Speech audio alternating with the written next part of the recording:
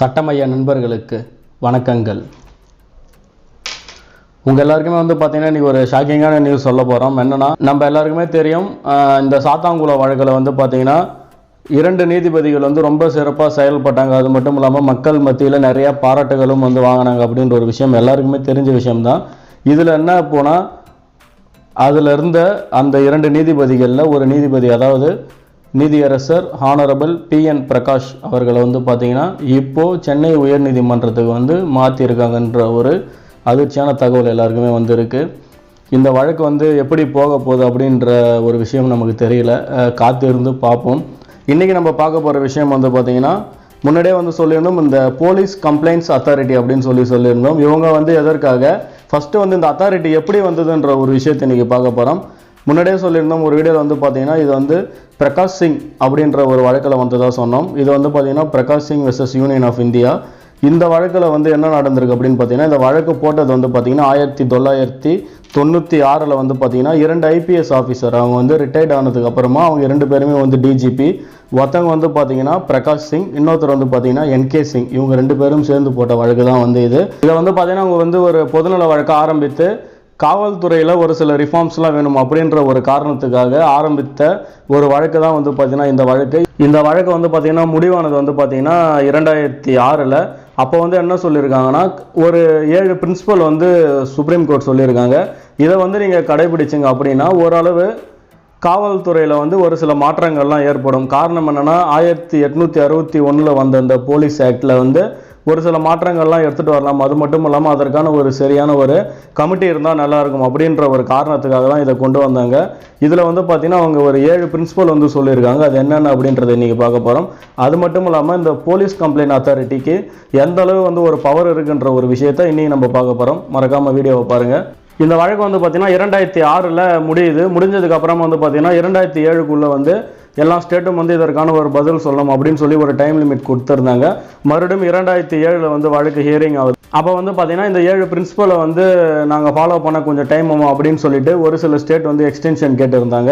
அதில் பார்த்தீங்கன்னா 6 ஸ்டேட் தனியாகவே ஒரு ரிவ்யூ பெட்டிஷன் போட்டிருந்தாங்க இந்த வழக்கு சம்பந்தமாக. அது மட்டும் இல்லாமல் இதை சுப்ரீம் கோர்ட் எல்லாத்தையும் ரிஜெக்ட் பண்ணிவிட்டு ஒரு சில பிரின்சிபல்ஸ் நீங்கள் உடனே ஃபாலோ பண்ணணும் கண்டிப்பாக அப்படின்னு சொல்லிட்டு இன்னும் மற்ற பிரின்சிபல்ஸை பார்த்தீங்கன்னா நீங்கள் இன்னும் கொஞ்சம் ஒரு 3 மாதம் டைம் எடுத்துன்னு அதுக்கப்புறம் இம்ப்ளிமெண்ட் பண்ணுங்க அப்படின்னு சொன்னாங்க.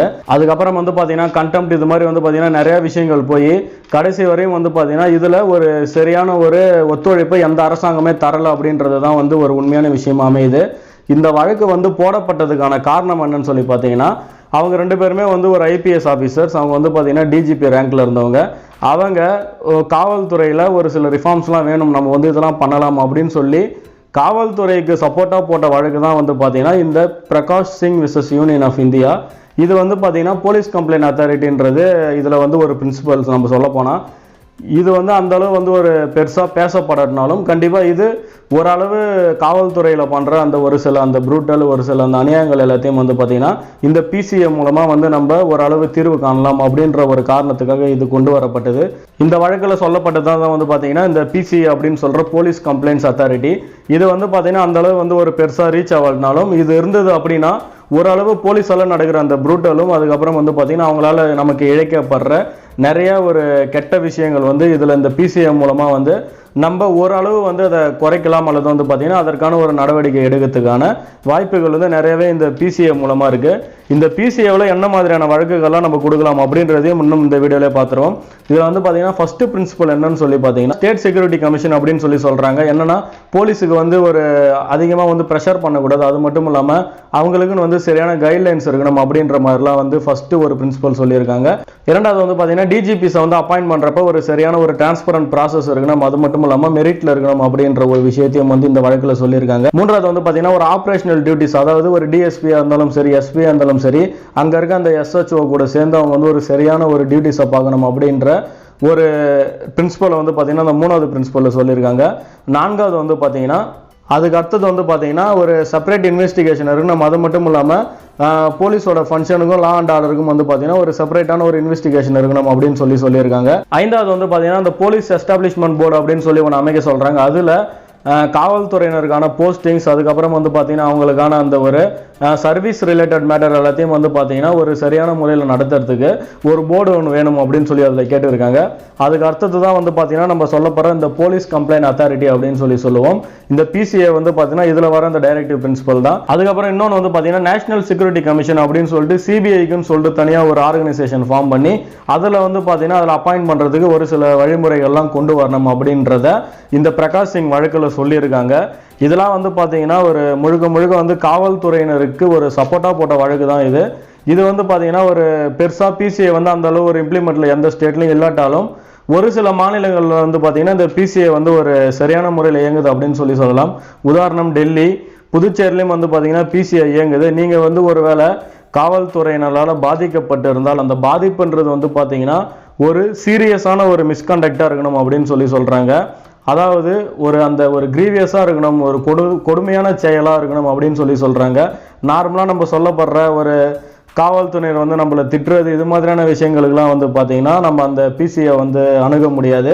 அதை தவிர்த்து ஒரு கஸ்டடியல் டெத் அல்லது வந்து பார்த்தீங்கன்னா ஒரு ரேப் அல்லது வந்து பார்த்தீங்கன்னா அட்டெம்ப்ட் டு ரேப்பு, அதுக்கப்புறம் வந்து பார்த்தீங்கன்னா கஸ்டடியில் வந்து பார்த்தீங்கன்னா ஒரு கிரீவியஸ் ஹர்ட்டு, அதுக்கப்புறம் வந்து பார்த்தீங்கன்னா அரெஸ்ட்டு, அதுக்கப்புறம் வந்து டிடென்ஷன், இதெல்லாம் வந்து ஒரு லாஃபுல் ப்ராசஸாக காவல்துறை பண்ணலை அப்படின்ற ஒரு சமயத்தில் வந்து நம்ம பிசிஏவை அணுகி அதற்கான ஒரு புகாரை கொடுத்தோம் அப்படின்னா இதில் வந்து நம்ம சொன்ன மாதிரி ஒரு புகாரை கொடுத்து 60 நாள் ஆகிடுச்சு அப்படின்னா அதில் வந்து ஒரு புகாரில் ஒரு முகாந்தரம் இருந்தது அப்படின்னா அவங்க தாராளமாக விசாரிக்கலாம். விசாரிச்சுட்டு அந்த அஃபென்ஸை பொறுத்து ஒருவேளை அவங்க மேலே வந்து ஒரு துறை ரீதியான நடவடிக்கை எடுக்கிறதுனால எடுப்பாங்க, அவங்க மேலே ஒரு குற்ற நடவடிக்கை எடுக்கிறதுனால வந்து பார்த்தீங்கன்னா இந்த பிசிஏ எடுப்பாங்க. அதற்கான அதிகாரம் வந்து பார்த்தீங்கன்னா பிசிஏவுக்கு 100% இருக்குது அப்படின்னு சொல்லலாம். சரிங்க, இதில் வந்து யாரெல்லாம் வந்து நம்ம புகார் கொடுக்கலாம் அப்படின்னு சொல்லி பார்ப்போம். ஒரு விக்டிமாக பாதிக்கப்பட்ட யார் வேணாலும் கொடுக்கலாம். அவங்களே வந்து தானாக முன் வந்து ஒரு வழக்கை எடுத்து அவங்க வந்து தாராளமாக பிசிஏவே வந்து ஒரு வழக்கை நடத்தலாம். மூன்றாவது வந்து பார்த்தீங்கன்னா ஹியூமன் ரைட்ஸ் கமிஷன் வந்து அவங்களே வந்து இந்த பிசிஏல புகார் தரலாம். பாதிக்கப்பட்ட யார் வேணாலும் வந்து புகார் தரலாம் அப்படின்றது தான் வந்து பார்த்தீங்கன்னா இந்த பிசிஏ. நீங்கள் வந்து ஒருவேளை புதுச்சேரியை சார்ந்ததில் இருந்தீங்க அப்படின்னா தாராளமாக நம்மளோட ஹோம் டிபார்ட்மெண்ட்டுக்கு வந்து தாராளமாக அங்கே தான் வந்து இந்த பிசிஏ வந்து இயங்குது. அங்கே நீங்கள் வந்து ஒருவேளை காவல்துறையினரால் பாதிக்கப்பட்டிருந்தால் தாராளமாக நீங்கள் உங்களுக்கான அந்த புகாரை வந்து அங்கே தாராளமாக கொடுக்கலாம்.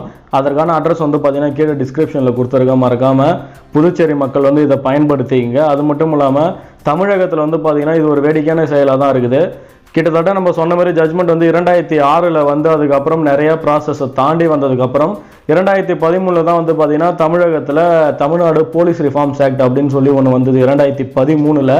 அதில் வந்து பார்த்தீங்கன்னா இது சம்மந்தமான ஒரு சில இந்த பிசிஏ சம்மந்தமான விஷயங்கள்லாம் சொல்லியிருக்காங்க. இருந்தாலும் அது வந்து ஒரு சரியான ஒரு முறையில் இல்லை தமிழகத்தில் அப்படின்றது தான் ஒரு வேதனையான விஷயமா இருக்குது. இந்த பிசிஏன்றது பார்த்தீங்கன்னா ஒரு உடனடியாக வந்து காவல்துறை மேலே நம்ம நடவடிக்கை எடுக்கணும் அப்படின்ற ஒரு காரணத்துக்காக அமைக்கப்பட்டது தான். இருந்தாலும் இந்த பிசிஏவில் வந்து நம்மளோட வேண்டுகோள் என்ன அப்படின்னு சொல்லி பார்த்தீங்கன்னா இந்த பிசிஏவில் ஒரு காவல்துறையினரால் ஒரு சின்னதாக ஒரு பாதிப்பு ஏற்பட்டாலும் நம்ம வந்து இந்த பிசிஏவில் கம்ப்ளைண்ட் கொடுக்கலாம் அப்படின்னு சொல்லிட்டு இதை வந்து ஒரு முழு நேர வேலையாக வந்து இதை கண்டிப்பாக ஒரு அரசாங்கம் வந்து எடுத்து பண்ணணும். இதற்கான ஒரு அத்தாரிட்டிஸ் அப்பாயிண்ட் பண்ணி, ஏன்னா காரணம் என்னென்னா சில காவல்துறையினரால் ஒரு நாளைக்கு குறைஞ்சது ஒரு நபர்னாச்சும் பாதிக்கப்படுவாங்க. இதுதான் வந்து ஒரு உண்மையான விஷயமா இருக்கும். ஒன்றும் இல்லை, நம்ம வந்து ஒரு கமெண்ட் பண்ண சொன்னாலுமே போதும். என்னன்னா இது போல் வந்து நீங்கள் வந்து காவல்துறையினரால் பாதிக்கப்பட்டிருக்கீங்களா அப்படின்னு சொல்லி நம்ம கேட்டாலே போதும். கண்டிப்பாக எல்லாருமே ஏதோ ஒரு வகையில் காவல்துறையினரால் பாதிக்கப்பட்டு இருக்கலாம், சில காவல்துறையினர்களால். அதுபோல் இருக்க வழக்குகளுக்கும் வந்து பார்த்தீங்கன்னா அது மாதிரி இருக்க புகார்களுக்கும் வந்து பார்த்தீங்கன்னா இந்த பிசிஏ வந்து ஒரு சரியான ஒரு கோட்பாடுகளை கொண்டு வந்து இன்னும் வந்து இது ஒரு சிறப்பாக அமைச்சாங்க அப்படின்னா 100% வந்து பார்த்தீங்கன்னா போலீஸோட இருக்க அந்த ப்ரூட்டல்ஸ் வந்து இந்தியாவில் குறையும் அப்படின்றது தான் நம்மளோட வேண்டுகோளாக இருக்குது. அது மட்டும் இல்லாமல் இதில் வந்து பார்த்தீங்கன்னா தமிழகத்தில் சீக்கிரமாக வந்து இந்த பிசிஏவை இம்ப்ளிமெண்ட் பண்ணணும். அதை இம்ப்ளிமெண்ட் பண்ணி ஒரு சரியான முறையில் வழிநடத்துறதுக்கு வந்து பார்த்தீங்கன்னா கண்டிப்பாக அரசாங்கம் ஒத்துழைக்கணும்ன்ற ஒரு வேண்டுகோளையும் இந்த வீடியோவில் வச்சுக்கிறோம். தொடர்ந்து நம்ம சேனலுக்கு ஆதரவு கொடுங்க, சப்போர்ட் பண்ணுங்கள், சப்ஸ்கிரைப் பண்ணுங்கள். மறுபடியும் இன்னொரு வீடியோவில் சந்திக்கிறேன். நன்றி, வணக்கங்கள்.